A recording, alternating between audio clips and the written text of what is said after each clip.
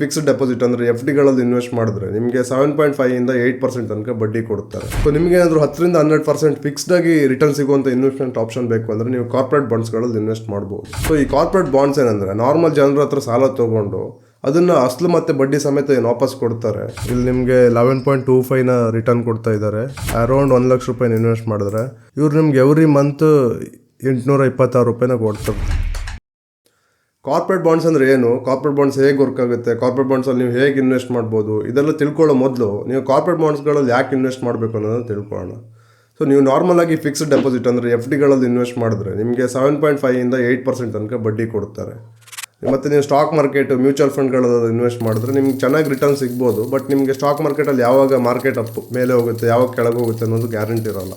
So market ಏನಾದರೂ ಮೇಲೆ ಹೋದರೆ ನಿಮಗೆ ಪ್ರಾಫಿಟ್ ಬರುತ್ತೆ, ಕೆಳಗೆ ಹೋದರೆ ನಿಮ್ಗೆ ಲಾಸ್ ಆಗೋ ಚಾನ್ಸಸ್ ಕೂಡ ಇರುತ್ತೆ. ಸೊ ನಿಮ್ಗೆ ಫಿಕ್ಸ್ಡಾಗಿ ಇಷ್ಟೇ ರಿಟರ್ನ್ ಬರುತ್ತೆ ಅನ್ನೋ ಗ್ಯಾರಂಟಿ ಇರೋಲ್ಲ. ಎಫ್ ಡಿಲಿ ನಿಮ್ಗೆ ಫಿಕ್ಸ್ಡಾಗಿ ಇಷ್ಟೇ ರಿಟರ್ನ್ ಬರುತ್ತೆ ಅನ್ನೋ ಗ್ಯಾರಂಟಿ ಇರುತ್ತೆ. ಬಟ್ ನಿಮಗೆ ರಿಟರ್ನ್ ಏನು ಸಿಗ್ತಿದೆ ತುಂಬ ಕಮ್ಮಿ ಸಿಗ್ತಾ ಇರುತ್ತೆ, 7.5 8 ತನಕ ಮಾತ್ರ ಸಿಗ್ತಾ ಇರುತ್ತೆ.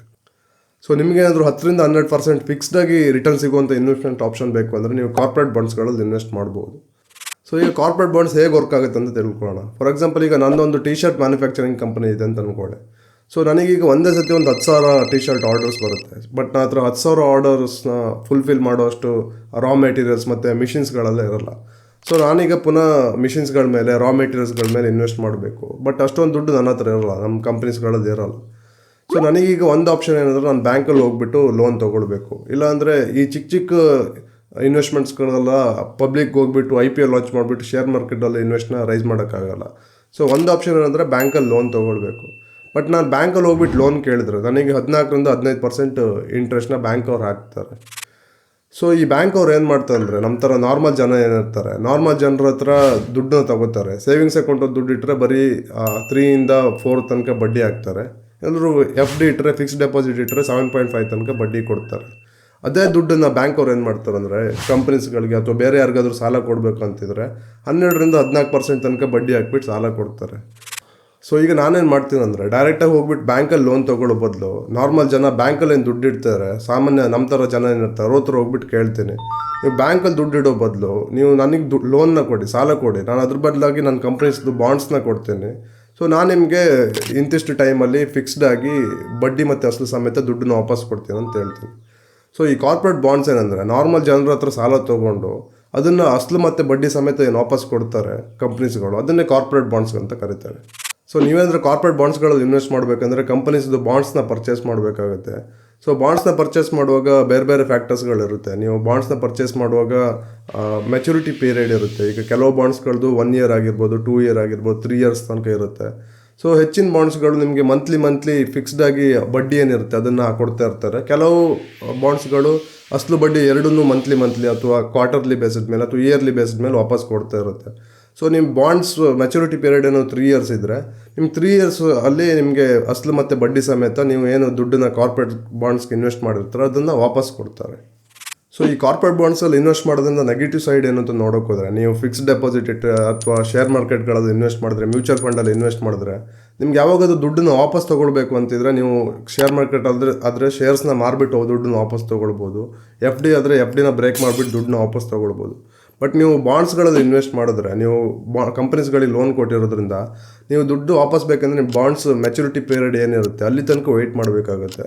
ಸೊ ಕೆಲವು ಬಾಂಡ್ಸ್ 1 ಇಯರ್ ಆಗಿರ್ಬೋದು ಅಥವಾ ಕೆಲವೊಂದು 1 ಇಯರ್ ಒಳಗೇ ಇರುತ್ತೆ, ಕೆಲವೊಂದು 2 ಇಯರ್ 3 ಇಯರ್ಸ್ ತನಕ ಇರುತ್ತೆ. ಸೊ ನೀವು 3 ಇಯರ್ಸ್ ತನಕ ಇನ್ವೆಸ್ಟೆಡ್ ಆಗಿರ್ತೀನಿ, ನನಗೇನು ದುಡ್ಡು ಅರ್ಜೆಂಟಾಗಿ ವಾಪಸ್ ಬೇಕಿರಲ್ಲ, ಇದನ್ನು ಅಲ್ಲಿ ಇಡ್ಬೋದು, ನಾನು 10ರಿಂದ 12% ರಿಟರ್ನ್ ಬೇಕು ಅಂದರೆ ನೀವು ಕಾರ್ಪೊರೇಟ್ ಬಾಂಡ್ಸ್ಗಳಲ್ಲಿ ಇನ್ವೆಸ್ಟ್ ಮಾಡ್ಬೋದು. ಸೊ ಇದರಲ್ಲಿ ಲಿಕ್ವಿಡಿಟಿ ಕಮ್ಮಿ ಇರುತ್ತೆ. ಸೊ ನಿಮಗೆ ಲಿಕ್ವಿಡಿಟಿ ಕಮ್ಮಿ ಇರುವಂಥ ಇನ್ವೆಸ್ಟ್ಮೆಂಟ್ ಆಪ್ಷನ್ ಬೇಕು ಮತ್ತು ಫಿಕ್ಸ್ಡ್ ರಿಟರ್ನ್ ಬೇಕು ಅಂದರೆ ನೀವು ಕಾರ್ಪೊರೇಟ್ ಬಾಂಡ್ಸ್ಗಳಲ್ಲಿ ಇನ್ವೆಸ್ಟ್ ಮಾಡ್ಬೋದು. ಮತ್ತು ಕಾರ್ಪೊರೇಟ್ ಬಾಂಡ್ಸ್ಗಳಲ್ಲಿ ಟ್ಯಾಕ್ಸೇಷನ್ ಯಾವ ರೀತಿ ವರ್ಕ್ ಆಗುತ್ತೆ ಅಂದರೆ, ನೀವು ನಾರ್ಮಲಾಗಿ ಯಾವುದೇ ಇನ್ವೆಸ್ಟ್ ಮಾಡಿದ್ರೂ ಟ್ಯಾಕ್ಸೇಷನ್ ಇರುತ್ತೆ. ಎಫ್ ಡಿಲ್ ಕೂಡ ಟ್ಯಾಕ್ಸೇಷನ್ ಇರುತ್ತೆ, 10ರಿಂದ 20%. ನಿಮ್ಗೆ ಎಷ್ಟು ರಿಟರ್ನ್ ಬರ್ತಿದೆ ಅದ್ರ ಮೇಲೆ ಡಿಪೆಂಡ್ ಆಗುತ್ತೆ. ಮತ್ತು ಸ್ಟಾಕ್ ಮಾರ್ಕೆಟಲ್ಲಿ ಕೂಡ 10ರಿಂದ 20%, ಶಾರ್ಟ್ ಟರ್ಮ್ ಆದರೆ 20%, ಲಾಂಗ್ ಟರ್ಮ್ ಆದರೆ 10% ಟ್ಯಾಕ್ಸ್ನ ಗೌರ್ಮೆಂಟಿಗೆ ಪೇ ಮಾಡಬೇಕಾಗುತ್ತೆ. ಸೊ ಈ ಬಾಂಡ್ಸ್ಗಳಲ್ಲಿ 2 ರೀತಿ ಬಾಂಡ್ಸ್ ಇರುತ್ತೆ, ಒಂದು ಲಿಸ್ಟೆಡ್ ಬಾಂಡ್ಸು, ಇನ್ನೊಂದು unlisted bonds. So unlisted bonds ಅಂದರೆ ನಾರ್ಮಲಾಗಿ ಸಾಮಾನ್ಯ ಜನ ಏನಿರ್ತಾರೆ ನಾವೆಲ್ಲ ಇನ್ವೆಸ್ಟ್ ಮಾಡಲ್ಲ. ಇದರಲ್ಲಿ ದೊಡ್ಡ ಇನ್ವೆಸ್ಟರ್ಸು ಮತ್ತು ಮ್ಯೂಚುವಲ್ ಫಂಡ್ ಕಂಪ್ನೀಸ್ಗಳು ಡೈರೆಕ್ಟಾಗಿ ಇನ್ವೆಸ್ಟ್ ಮಾಡುತ್ತೆ. ಸೊ ಈ ಲಿಸ್ಟೆಡ್ ಬಾಂಡ್ಸ್ಗಳಂದರೆ NSE ಮತ್ತು BSE ಈ ಥರ ಸೆಬಿ ಅಂಡರ್ ಬೇರೆ ಬೇರೆ ಸ್ಟಾಕ್ ಎಕ್ಸ್ಚೇಂಜಸಲ್ಲಿ ಲಿಸ್ಟ್ ಆಗಿರುತ್ತೆ. ಇದರಲ್ಲಿ ನಾವು ನಾರ್ಮಲ್ ಜನ ಏನಿರುತ್ತೆ ಇದರಲ್ಲಿ ಇನ್ವೆಸ್ಟ್ ಮಾಡ್ಬೋದು.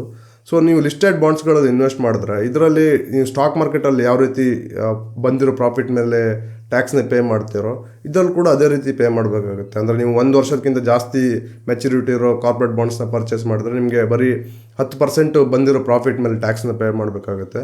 ನೀವು ಶಾರ್ಟ್ ಟರ್ಮ್ ಅಂದರೆ 1 ಇಯರ್ ಒಳಗಡೆ ಮೆಚೂರ್ ಆಗಿರುವಂಥ ಬಾಂಡ್ನೇ ಪರ್ಚೇಸ್ ಮಾಡಿದ್ರೆ ನಿಮಗೆ 20% ತನಕ ಟ್ಯಾಕ್ಸಸ್ನ ಪೇ ಮಾಡಬೇಕಾಗುತ್ತೆ. ಸೊ ನೀವೀಗ ಕಾರ್ಪೊರೇಟ್ ಬಾಂಡ್ಸ್ ಬಗ್ಗೆ ತಿಳ್ಕೊಂಡಿದ್ದೀರಾ, ಬಟ್ ನೀವು ಕಾರ್ಪೊರೇಟ್ ಬಾಂಡ್ಸಲ್ಲಿ ಆ್ಯಕ್ಚುಲಾಗಿ ಇನ್ವೆಸ್ಟ್ ಮಾಡಬೇಕು ಅಂದರೆ ಹೇಗೆ ಇನ್ವೆಸ್ಟ್ ಮಾಡ್ಬೋದು, ಎಲ್ಲಿ ಇನ್ವೆಸ್ಟ್ ಮಾಡ್ಬೋದು, ಯಾವುದೆಲ್ಲ ಪೋರ್ಟಲ್ಸ್ ಇದೆ, ಸೊ ಇನ್ವೆಸ್ಟ್ ಮಾಡೋ ಮೊದಲು ಯಾವುದೆಲ್ಲ ವಿಷಯಗಳು ಗೊತ್ತಿರಬೇಕು, ಸೊ ಹೇಗೆ ಬಾಂಡ್ಸ್ನ ಚೂಸ್ ಮಾಡಿಬಿಟ್ಟು ಇನ್ವೆಸ್ಟ್ ಮಾಡಬೇಕು, ಸೊ ಈ ಥರ ತುಂಬ ಡೌಟ್ಗಳಿರುತ್ತೆ. ಸೊ ನಾನು ಲ್ಯಾಪ್ಟಾಪ್ ಸ್ಕ್ರೀನಲ್ಲಿ ಎಕ್ಸ್ಪ್ಲೇನ್ ಮಾಡ್ತೀನಿ ನೀವು ಎಲ್ಲಿ ಬಾಂಡ್ಸ್ನ ಪರ್ಚೇಸ್ ಮಾಡ್ಬೋದು, ಹೇಗೆ ಪರ್ಚೇಸ್ ಮಾಡ್ಬೋದು ಮತ್ತು ಯಾವುದೆಲ್ಲ ವಿಷಯಗಳು ಗೊತ್ತಿರಬೇಕು ಅಂತ. ನೀವು ಕಾರ್ಪೊರೇಟ್ ಬಾಂಡ್ಸ್ಗಳಲ್ಲಿ ಇನ್ವೆಸ್ಟ್ ಮಾಡಬೇಕು ಅಂತಿದ್ರೆ ನೀವು ಈ ಗೋಲ್ಡನ್ ಪೈ ವೆಬ್ಸೈಟ್ಸ್ನ ಚೆಕ್ ಮಾಡ್ಬೋದು. ಇಲ್ಲಿ ಕೂಡ ಸುಮಾರು ಕಾರ್ಪೊರೇಟ್ ಬಾಂಡ್ಸ್ಗಳು ಲಿಸ್ಟ್ ಆಗಿರುತ್ತೆ. ಬಟ್ ನಾನು ನಿಮಗೆ ವಿನ್12ನ ರೆಕಮೆಂಡ್ ಮಾಡ್ತೀನಿ. ಸೊ ವಿನ್12ಅಲ್ಲಿ ನೀವು ಬಾಂಡ್ ಸೆಕ್ಷನ್ಸ್ಗೆ ಹೋದರೆ ಇವ್ರದ್ದು ಮೊಬೈಲ್ ಆ್ಯಪ್ ಕೂಡ ಇದೆ. ಮೊಬೈಲ್ ಆ್ಯಪಲ್ಲಿ ಕೂಡ ನೀವು ಕಾರ್ಪೊರೇಟ್ ಬಾಂಡ್ಸ್ಗಳ ಮೇಲೆ ಇನ್ವೆಸ್ಟ್ ಮಾಡ್ಬೋದು. ಮೊಬೈಲ್ ಆ್ಯಪ್ನ ಲಿಂಕ್ನ ನಾನು ಡಿಸ್ಕ್ರಿಪ್ಷನಲ್ಲಿ ಹಾಕಿರ್ತೀನಿ, ಕಮೆಂಟ್ ಸೆಕ್ಷನಲ್ಲಿ ಕೂಡ ಪಿನ್ ಮಾಡಿರ್ತೀನಿ. ಅಲ್ಲಿಂದ ನೀವು ಮೊಬೈಲ್ ಆ್ಯಪ್ನ ಇನ್ಸ್ಟಾಲ್ ಮಾಡ್ಬೋದು. ಸೊ ಮೊಬೈಲ್ ಆ್ಯಪ್ನ ಅಥವಾ ವೆಬ್ಸೈಟಿಗೆ ಬಂದರೆ ನಿಮ್ಮ ಬಾಂಡ್ ಸೆಕ್ಷನ್ಸ್ಗೆ ಹೋದರೆ ನಿಮ್ಗೆ ಇಲ್ಲಿ ಸುಮಾರು ಬಾಂಡ್ಸ್ಗಳು ಲಿಸ್ಟ್ ಆಗಿರೋದು ಕಾಣಿಸುತ್ತೆ. ಇದು ಅಗ್ರೋ ಕ್ಯಾಪಿಟಲ್ ಕಂಪ್ನಿದು ಬಾಂಡ್ಸ್ನ ಲಿಸ್ಟ್ ಮಾಡಿದ್ದಾರೆ. ಸೊ ಇಲ್ಲಿ ನೀವು ನೋಡ್ಬೋದು ಇಲ್ಲಿ ನಿಮಗೆ 11.25ನ ರಿಟರ್ನ್ ಕೊಡ್ತಾ ಇದ್ದಾರೆ, ಬಡ್ಡಿ ಕೊಡ್ತಾ ಇದ್ದಾರೆ ನೀವು ಇನ್ವೆಸ್ಟ್ ಮಾಡೋ ದುಡ್ಡಿಗೆ. ಮತ್ತು ಈ ಬಾಂಡ್ದು ಮೆಚುರಿಟಿ ಪೀರಿಯಡ್ ಏನಿದೆ 23 ಮಂತ್ಸ್ ಇದೆ, ಅಂದರೆ ಆಲ್ಮೋಸ್ಟ್ 2 ವರ್ಷ ಇದೆ. ಸೊ ಈ ಬಾಂಡ್ಸ್ನ ನೀವು ನವೀದು ಬಾಂಡ್ಸ್ನ ನೋಡಿದ್ರೆ ನಿಮಗೆ ಇಲ್ಲಿ 10.75ನ ರಿಟರ್ನ್ ಕೊಡ್ತಾ ಇದ್ದಾರೆ. ಮೆಚುರಿಟಿ ಪೀರಿಯಡು 19 ಮಂತ್ಸ್ ಇದೆ. ಸೊ ಇದರಲ್ಲಿ ಇವರು ನಿಮಗೆ ಈ ಫಸ್ಟ್ ಬಾಂಡ್ ಏನಿದೆ ಇದರಲ್ಲಿ ನಿಮಗೆ ಇಂಟ್ರೆಸ್ಟ್ ರಿಪೇಮೆಂಟ್ ಕ್ವಾರ್ಟರ್ಲಿ ಬೇಸ್ಡ್, ಅಂದರೆ ಪ್ರತಿ 3 ತಿಂಗಳಿಗೆ ಒಂದ್ಸತಿ ನಿಮ್ಮದು ಬಡ್ಡಿ ಏನಾಗಿರುತ್ತೆ ಅದನ್ನು ವಾಪಸ್ ಕೊಡ್ತಾ ಇರ್ತಾರೆ.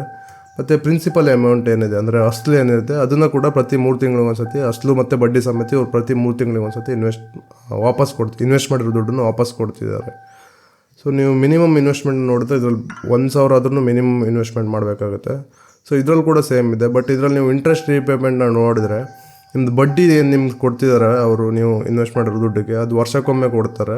ಬಟ್ ನಿಮ್ಮ ಇನ್ವೆಸ್ಟ್ ಮಾಡಿರೋ ಅಸಲು ಏನಿದೆ ಅದನ್ನು ನೀವು ಮೆಚುರಿಟಿ ಏನಿರುತ್ತೆ ಅಂದರೆ 19 ಮಂತ್ಸ್ ಮೆಚುರಿಟಿ ಪೀರಿಯಡ್ ಆಗಿರೋದ್ರಿಂದ ನೀವು 19 ತಿಂಗಳಾದಮೇಲೆ ನಿಮ್ಗೆ ಒಂದೇ ಸತಿ ನೀವು ಅಸಲು ಏನು ಹಾಕಿರ್ತೀರ ಅದು ವಾಪಸ್ ಕೊಡ್ತಿರ್ತಾರೆ. ಸೊ ನೀವು ಇಲ್ಲಿ ಕೂಡ ನೋಡ್ಬೋದು ಇವರು ಎವ್ರಿ ಮಂತ್ ನಿಮಗೆ ಬಡ್ಡಿ ಕೊಡ್ತಾ ಇರ್ತಾರೆ.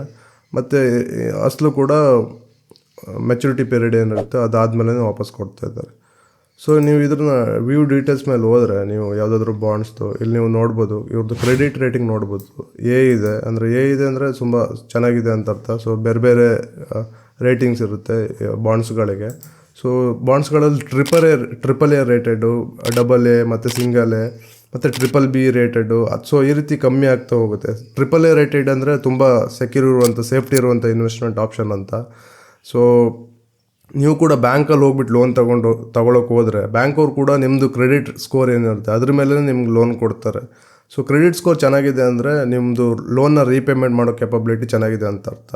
ಸೊ ನೀವು ಇಲ್ಲಿ ಕೂಡ ಕಂಪ್ನೀಸ್ಗಳಿಗೆ ಲೋನ್ ಕೊಡ್ತಿರೋದ್ರಿಂದ ಆ ಕಂಪ್ನಿದು ರೀಪೇಮೆಂಟ್ ಕೆಪಾಸಿಟಿ ಏನಿರುತ್ತೆ ಅದನ್ನ ಚೆಕ್ ಮಾಡಬೇಕಾಗುತ್ತೆ.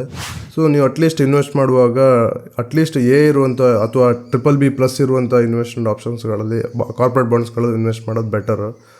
ಸೊ ನೀವು ಇಲ್ಲಿ ನೋಡ್ಬೋದು. ಸೊ ನೀವು ಇಲ್ಲಿ ಕ್ಲಿಕ್ ಮಾಡಿದ್ರೆ ನೀವೀಗ ಒಂದು 1 ಲಕ್ಷ ರೂಪಾಯಿನ ಇನ್ವೆಸ್ಟ್ ಮಾಡಿದ್ರೆ ಅರೌಂಡ್ 1 ಲಕ್ಷ ರೂಪಾಯಿನ ಇನ್ವೆಸ್ಟ್ ಮಾಡಿದ್ರೆ ಇವ್ರು ನಿಮ್ಗೆ ಎವ್ರಿ ಮಂತ್ 826 ರೂಪಾಯಿನ ಕೊಡ್ತಿರ್ತಾರೆ. ಸೊ ನೀವು ಎವ್ರಿ ಮಂತ್ ಏನಾದರೂ ಖರ್ಚಿದ್ರೆ ನೀವು 1 ಲಕ್ಷ ರೂಪಾಯಿನ ಇನ್ವೆಸ್ಟ್ ಮಾಡಿಬಿಟ್ಟು ನಿಮಗೆ ಎವ್ರಿ ಮಂತ್ ಒಂದು ರೀತಿ ಫಿಕ್ಸ್ಡಾಗಿ 826 ರೂಪಾಯಿ ನಿಮ್ಗೆ ವಾಪಸ್ ಕೊಡ್ತಾ ಇರ್ತಾರೆ ಬಡ್ಡಿ ರೂಪದಲ್ಲಿ. ಸೊ ಆಮೇಲೆ ಲಾಸ್ಟಿಗೆ ಮೆಚುರಿಟಿ ಪೀರಿಯಡ್ ಮುಗಿದ ಮೇಲೆ ಲಾಸ್ಟ್ ಮಂತಲ್ಲಿ ನಿಮಗೆ ನೀವು 1 ಲಕ್ಷ ಏನು ಇನ್ವೆಸ್ಟ್ ಮಾಡಿರ್ತಾರೆ ಅದು ಮತ್ತು ನಿಮ್ಮದು ಇಂಟ್ರೆಸ್ಟ್ ಏನಿರುತ್ತೆ ಅದನ್ನು ವಾಪಸ್ ಕೊಡ್ತಾರೆ. ಸೊ ನೀವು ಈ ರೀತಿ ಬಾಂಡ್ಸ್ಗಳು ಇನ್ವೆಸ್ಟ್ ಮಾಡಿಬಿಟ್ಟು ಫಿಕ್ಸ್ಡ್ ಇನ್ಕಮ್ನ ಅರ್ನ್ ಮಾಡ್ಬೋದು. ಸೊ ನಿಮ್ಗೆ ಎವ್ರಿ ಮಂತ್ ಬಡ್ಡಿ ಬರ್ತಿರೋದ್ರಿಂದ ಆ ಬಡ್ಡಿನೂ ಕೂಡ ಬೇರೆ ಕಡೆ ಇನ್ವೆಸ್ಟ್ ಮಾಡಿಬಿಟ್ಟು ಅದರಿಂದ ಕೂಡ ನೀವು ದುಡ್ಡು ಮಾಡ್ಬೋದು. ಸೊ ನೀವು ಕಾರ್ಪೊರೇಟ್ ಬಾಂಡ್ಸ್ಗೆ ಇನ್ವೆಸ್ಟ್ ಮಾಡೋದಾದರೆ ವಿನ್12ಅಲ್ಲಿ ನೀವು ಇನ್ವೆಸ್ಟ್ ಮಾಡ್ಬೋದು ಬಾಂಡ್ಸ್ ಸೆಕ್ಷನಲ್ಲಿ. ಸೊ ಈ ರೀತಿ ನೀವು ವಿನ್12 ಮತ್ತು ಗೋಲ್ಡನ್ ಪೈ ವೆಬ್ಸೈಟ್ಸ್ನ ಯೂಸ್ ಮಾಡಿಕೊಂಡು ಬಾಂಡ್ಸ್ಗಳಲ್ಲಿ ಇನ್ವೆಸ್ಟ್ ಮಾಡ್ಬೋದು. 10 to 12% ಫಿಕ್ಸ್ಡ್ ರಿಟರ್ನ್ನ ನೀವು ಇದರಲ್ಲಿ ಅರ್ನ್ ಮಾಡ್ಬೋದು.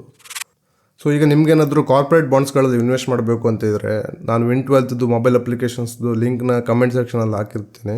ಹಾಗೆ ಡಿಸ್ಕ್ರಿಪ್ಷನಲ್ಲಿ ಕೂಡ ಹಾಕಿರ್ತೀನಿ. ನೀವು ಆ ಲಿಂಕ್ನ ಯೂಸ್ ಮಾಡಿಬಿಟ್ಟು ವಿನ್12ನ ಅಪ್ಲಿಕೇಶನ್ನ ಡೌನ್ಲೋಡ್ ಮಾಡಿಬಿಟ್ಟು ಬಾಂಡ್ಸ್ಗಳಲ್ಲಿ ಇನ್ವೆಸ್ಟ್ ಮಾಡ್ಬೋದು. ನೀವು ಈ ವಿಡಿಯೋನ ಇಲ್ಲಿ ತನಕ ನೋಡಿದ್ದೀರ ಅಂದರೆ ನಿಮಗೆ ಈ ವಿಡಿಯೋ ಯೂಸ್ಫುಲ್ ಆಗಿದೆ ಅಂತ ಅರ್ಥ. ಸೊ ಇದೇ ರೀತಿ ಹೆಲ್ಪ್ಫುಲ್ ಆಗಿರೋಂಥ ವೀಡಿಯೋಸ್ಗಳಿಗಾಗಿ ನಮ್ಮ ಚಾನಲ್ನ ಸಬ್ಸ್ಕ್ರೈಬ್ ಮಾಡಿ ಮತ್ತು ಬೆಲ್ ಐಕಾನ್ನ ಕ್ಲಿಕ್ ಮಾಡಿ.